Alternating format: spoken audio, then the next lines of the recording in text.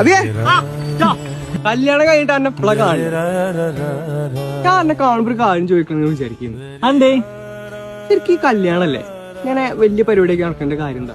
നമ്മളെ കാരണവര് കൊറേ കല്യാണത്തിന് പോയിണ്ടാവും. അതിന് എന്നിട്ട് 100, 200, 500, 1000 ഒക്കെ കൊടുത്തിട്ടുണ്ടാവും. മെയിനായിട്ട് അത് തിരിച്ചു കിട്ടാനാണ് നമ്മൾ ഈ പരിപാടി എടുത്തത്. ഓ, അങ്ങനെ ഒരു മെച്ചുണ്ടല്ലേ? എന്നിട്ട് എത്ര കിട്ടി? 2 ലക്ഷം. അപ്പൊ കല്യാണം നടത്താൻ എത്ര ചെലവായി? അത് വെറും 10 ലക്ഷം. ബാക്കി 8 ലക്ഷോ? ബാക്കി കടം അപ്പൊ നഷ്ടല്ലേ? കാരണവന്മാരായിട്ട് കൊടുത്ത് തിരിച്ചിട്ടില്ലേ ഏത് പിന്നെ കടം. അത് നമ്മള് മലയാളികൾക്ക് ജീവിക്കാൻ എന്തെങ്കിലും ഒരു കാരണം വേണ്ടടാ.